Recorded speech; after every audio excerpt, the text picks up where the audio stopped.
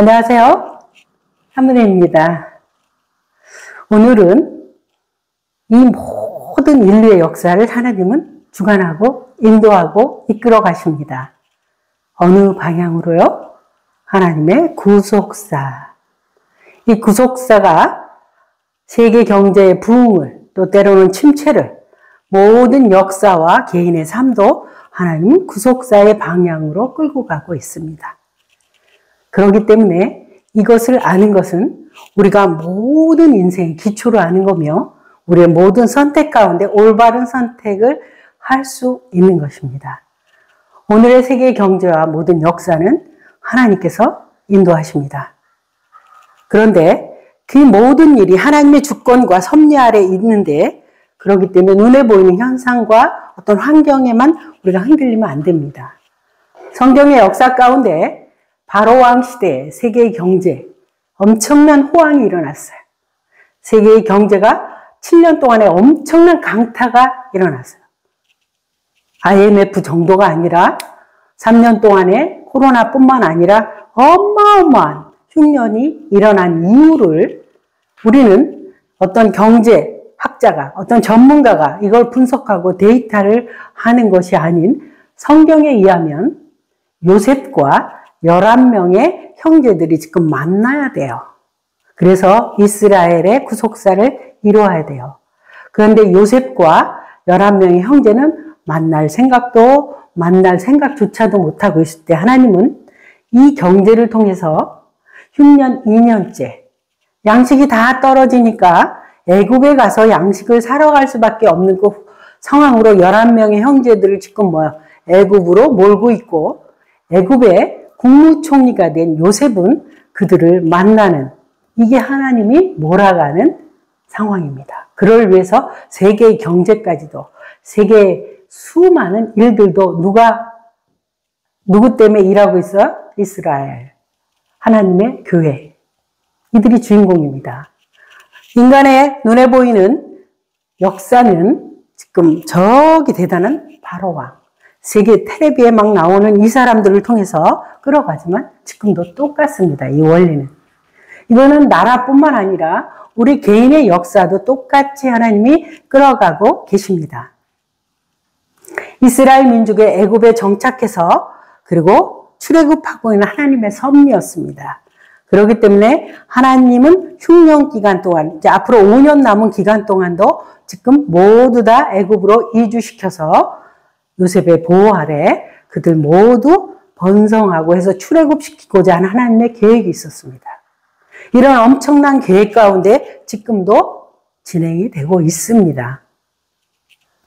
구속사적 관점으로 역사를 보면 눈에 보이는 인간의 역사는 사건과 인물 중심으로 지금 보고 있어요. 그러나 하나님은 구속사의 영향으로 지금도 인도하고 계십니다.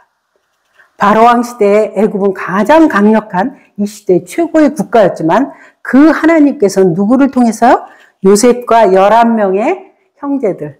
요셉은 지하 감옥에 있다가도 언제요? 하나님의 때, 하나님의 방법으로 하나님께서 바로의 꿈을 해석할 수 있는 모든 걸 통해서 하나님이 역사에 등극시키는 거예요. 뭐를 위해서? 하나님 구속사를 위해서. 그러면 국가만 그러냐? 아니요. 개인의 삶도 하나님은 구속사로 움직이고 계십니다. 우리의 삶의 크고 작은 일들도 하나님의 섭리와 인도에 따라서 하신다는 걸 어떻게 알아요? 야곱의 결혼도 구속사를 이루고 있는 거예요.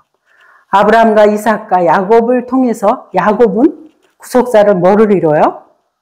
아기 낳는 거예요. 야곱은 바람둥이가 아니었어요. 막 부인 4명을 하려고 막 이렇게 껄떡거리면서 쫓아다니는 사람이 아니었는데 하나님은 뭘로 이뤄요? 인간의 시기, 질투, 분노 이런 걸 통해서도 이루고 있다는 거예요. 자, 그러면 리브가 야곱의 엄마가 지금 하고 있는 걸 봅시다. 사건을 일으킵니다. 먼저 하나님은 야곱을 지금 뭘로요? 20년 동안에 어디 가서요? 지금 저쪽 가서 아기 낳아야 돼요.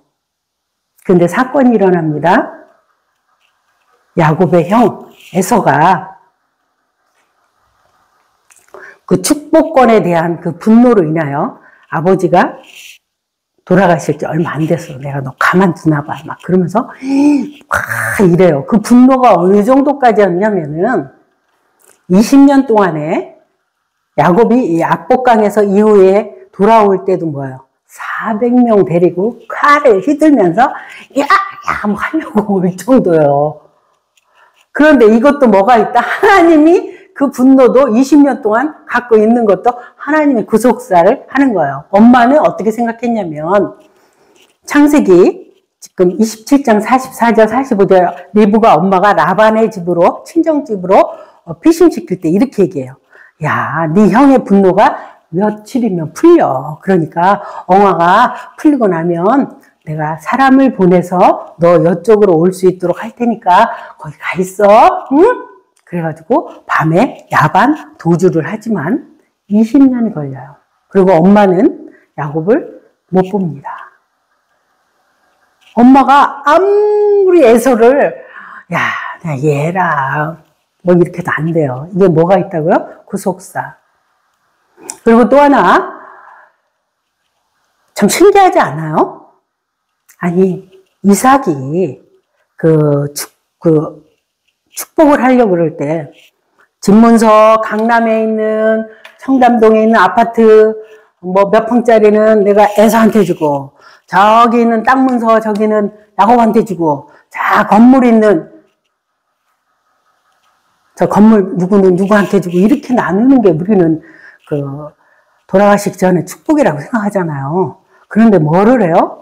말로 합니다. 축복이. 이게 중요한 거예요. 하나님의 종의 축복권, 저주권이 있죠. 우리는 모두 다 축복, 저주 다 있어요. 이게 이렇게 중요하냐고요.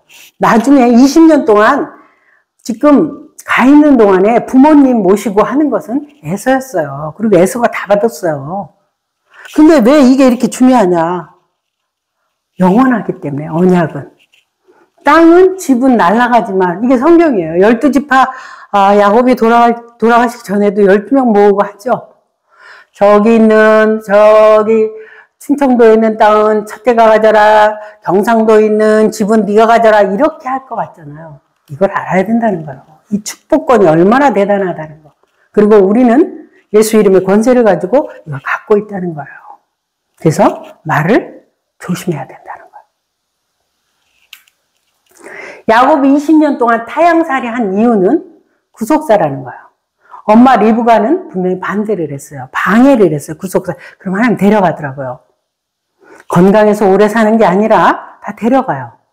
왜냐하면 야곱의 4명에 있는 아내를 시어머니 입장에서는 다 방해했겠죠.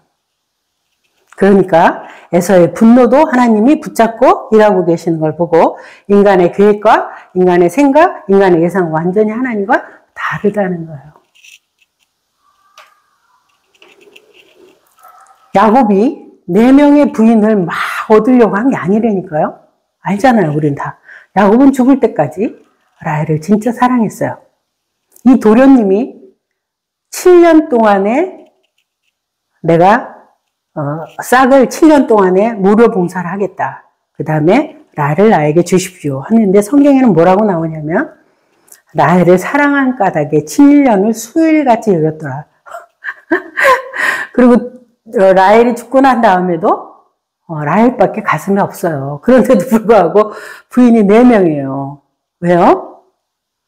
이게 다 구속사를 지금 야곱의 인생 가운데 지금 하루하루 뭐를 이루고 있어? 하나님의 구속사의 뜻을 이루고 있고 저와 여러분도 똑같다는 거죠. 요셉의 애굽 미주는요. 구속사입니다. 왜요? 뭐 우린 다 알아요.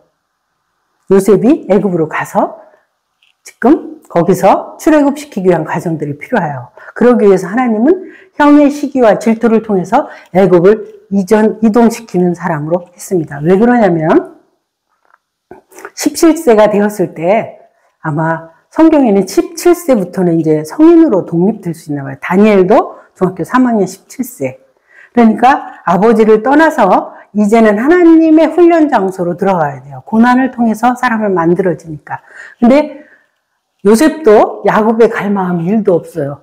아버지 야곱도 요셉을 보낼 생각이 1도 없어요. 그러나 하나님은 이것을 사용하신 거예요. 그렇기 때문에 이 섭리를 깨달은 요셉은 다 용서하잖아요. 하나님은 우리의 인간의 악행까지도 합력하여 선을 이루십니다. 또 디나의 사건, 12남 1녀, 디나, 여자 하나. 그래서 너무 고명딸이죠. 이렇게 좀 태어나야 되는데 여자는.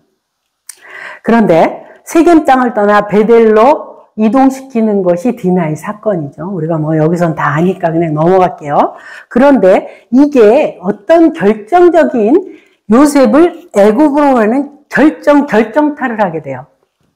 왜요?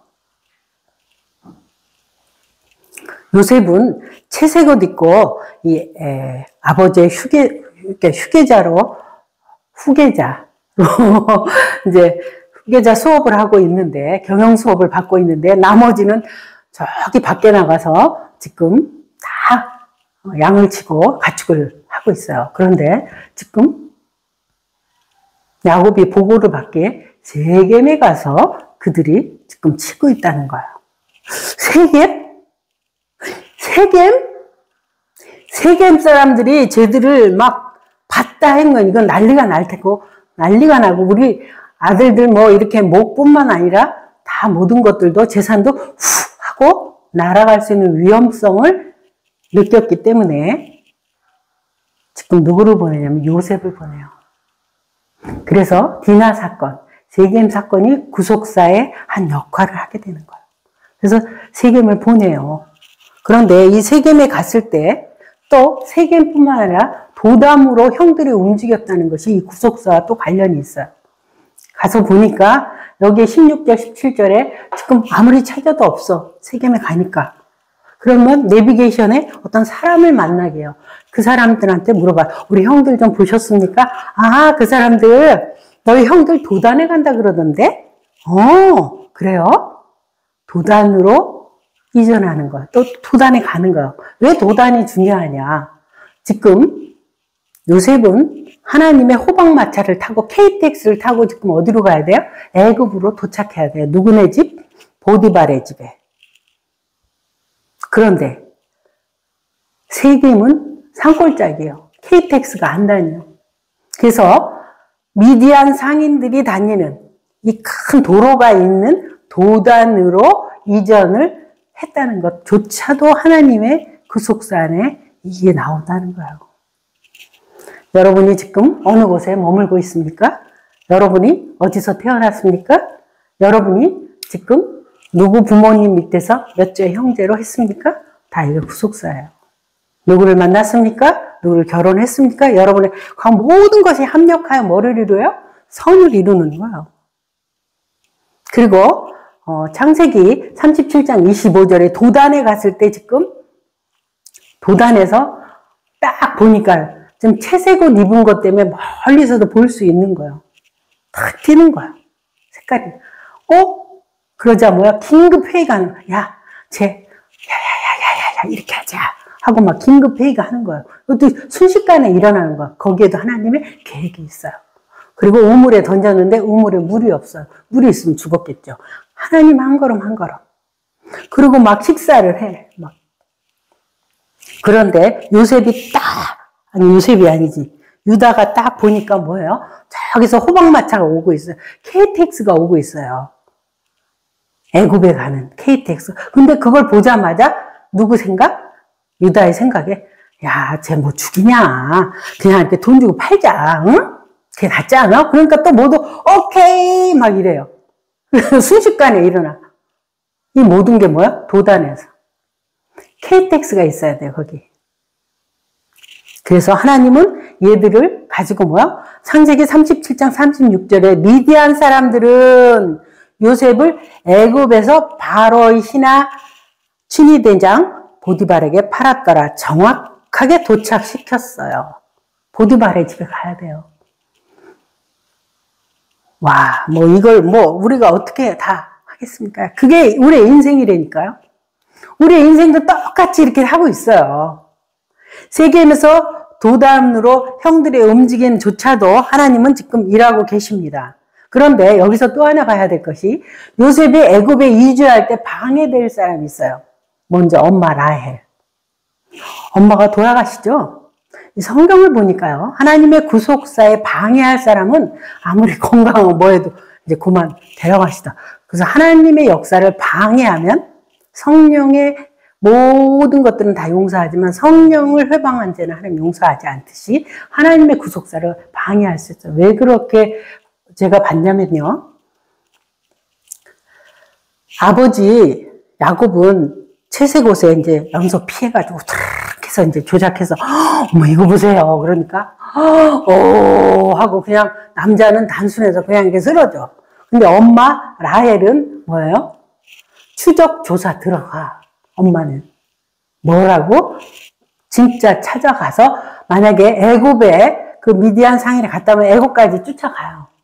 엄마는 몇 년 만에 난 애긴데 그 엄마이기 때문에 중간에 12명 마지막 요셉의 동생 베냐민을 낳다가 하나님이 데려가시죠. 아버지 야곱, 그 다음에 큰형 르우벤도 여기 보니까 르우벤도 어떻게 해요? 야 아버지한테 데려가려고 애들이 하는데 여기에 보니까요. 창세기에 보니까 뭐 어떤 게 나오냐면 르우벤이 지금 미디안 상인에게 이렇게 할 그 시점에 하나님이 뺐나 봐요. 여기 돌아와 보니 아이가 없는 걸 보고 나는 어찌할 거 하고 막 난리가 났다는 게 성경에 나오는 거예요. 그때 형은 선한 마음으로 하려고 했는데 뭐야? 이게 하나님의 구속사에는 방해가 될 수 있다는 거예요. 우리의 일들이. 그래서 하나님 빼요. 그리고 막 본인은 막 난리 치는 거죠. 이게 우리의 모습 아니겠습니까? 삶 속에서 하나님의 섭리가 이루어지고 있는 거, 우리의 삶. 우리의 삶, 우연이 아닌 하나님의 섭리입니다. 고난과 시련의 의미를 하나님의 구속사로 더 큰 계획 위한 하나님의 과정일 수 있다는 걸 우리가 여기서 봐야 됩니다. 그렇기 때문에 뭘로 나가야 돼요? 믿음으로 나가요. 우리의 눈으로, 우리의 생각으로는 이해할 수 없기 때문에. 그렇기 때문에 우리 삶에 적용해 보면 첫 번째, 긍정적인 관점을 가져야 돼요. 삶의 어려움을 부정적으로만 보지 말고 하나님은 이를 통해 우리를 성장시키고 더 큰 축복을 주실 기회로 받아들여야 돼요. 우리는 알고 있죠. 지금 야곱은 얼마나 수월, 지옥의 내령 같은 그 자식의 고통. 아침에 아버지 다녀올게요. 형들 잘 있나? 하고 갔더니 세월호 사건처럼 저녁에 이렇게 나타났어요. 얼마나 괴롭겠습니까? 그런데 하나님은 그때 야곱이 막 쓰러져서 울고 있을 때 하나님은 얘기하고 있어요. 걱정 마. 내가 잘 보호하고 있어. 내가 잘하고 있어. 라고 하지만 우리는 못 듣죠. 하나님에 대해서 얼마나 오해를 하겠어요. 야곱의 심정은 가장 사랑했던 라헬을 제일 먼저 데려가요. 그 부인 중에서. 가장 자기가 라헬을 사랑했기 때문에 그 여인의 그 요셉을 너무너무 사랑했던 그도 데려가. 그 다음에 나중에 베냐민도 이게 하나님보다 더 사랑하는 우상은 하나님이 이렇게 하는 것 같아요. 아시잖아요. 두 번째, 하나님의 계획과 하나님의 계획이 신뢰야. 이게 믿음이어야 돼요. 하나님의 주권. 모두 하나님이 섭리하지 않으면 어려움과 고난과 이런 모든 것도 만날 수 없다. 그러나 거기에는 하나님 뜻이 있다. 그리고 하나님의 주권 섭리 가운데서 그분을 신뢰하며 욥처럼 그런 태도를 우리가 취해야 됩니다. 그리고 하나님은 합력하여 선을 이룰 거다. 그리고 이러한 사건은 내 입에는 쓰지만 나에게 가장 유익한 것을 주시는 분이다라는 것이 우리가 가져야 될 태도는 좀 있습니다. 그리고 하나님의 때를 믿음으로 기다릴 수 있어야 돼요. 하나님의 생각은, 계획은 우리보다 더 완벽하시죠. 그리고 하나님의 때는 하나님의 뜻을 그때 이루십니다. 그렇기 때문에 우리는 조급하지 말고 인내하며 믿음과 순종의 태도를 가져야 될 거라고 생각합니다. 이런 모든 하나하나가 하나님이 섭리하고 계시다는 거죠. 그래서 우리는 구속사의 섭리 안에서 지금도 우리는 살아가고 있고 하나님 지금도 우리의 인생을 끌어가고 있습니다. 우리의 성경을 왜 봐야 되냐면 성경은 모두 이렇게 다 아주 요만한 것까지도 하나님의 섭리 안에 뭘로 끌어가요? 구속사로. 이것을 알면 우리가 어떻게 할 수 있어요? 역사를 바라보는 시각, 우리의 인생 가운데 바라볼 수 있는 눈, 볼 수 있는 눈, 들을 수 있는 귀, 깨달을 수 있는 마음이 생긴다는 거죠. 이토록 중요한 구속사의 섭리. 세계의 모든 역사도 왜 코로나가 일어났을까? 남한과 북한이 왜 이렇게 단절되었을까? 구속사 때문에. 한민족 주도의 세계 선교를 하나님은 주도하고 계시고 북한의 지하 감옥에서 지하 교회에서 성장한 그 성도들은 나중에 세계 영적 전쟁 가운데 무슬림을 깰 수 있는 엄청난 영적 전사로 그들을 키우고 있지 않을까라고 저는 생각도 해봤습니다. 하나님은 가장 모든 역사도 모든 것도 하나님 구속사로 끌어가십니다. 이 구속사의 주인공이 저와 여러분입니다. 그래서 내가 지금 이 땅에 존재하는 것은 나 때문에 누군가 구원받을 수 있는 사람이 있기 때문에 내가 아직 이 땅에서 심부름이 있기 때문에 지금 있는 것이요. 그 심부름이 끝나면 아무리 건강하고 아무리 대단하고 해도 이제 끝나는 겁니다. 하나님이 데려가십니다. 같이 함께 기도하도록 하겠습니다. 사랑의 하나님 아버지, 오늘 우리에게 주신 말씀을 통해 삶의 모든 순간이 주님의 구속사적 계획 안에 있음을 깨닫습니다. 우리 눈에는 우연처럼 보이는 사건들도 주님의 섭리 아래 있으며 때로는 이해할 수 없는 고난조차도 시련조차도 주님의 더 큰 계획을 위한 과정임을 믿습니다. 주님, 우리가 삶의 어려움 속에서 낙심하거나 좌절하지 않게 하시고 오직 주님만을 신뢰하며 인내하게 하소서. 우리의 연약함을 아시는 주님, 우리에게 믿음의 눈을 열어주셔 모든 상황 속에서 주님의 선하신 인도하심을 발견하게 하옵소서. 우리의 삶이 주님의 구속사에 동참하는 귀한 도구가 되게 하시고 우리의 삶이 주님의 영광을 드러내게 하옵소서. 우리의 생각과 우리의 계획보다 주님의 뜻이 더욱 완전함을 믿으며 겸손히 주님 앞에 맡기는 삶으로 살아가게 하옵소서. 예수님의 이름으로 기도드렸습니다. 아멘. 다음 시간에 뵙겠습니다. 감사합니다.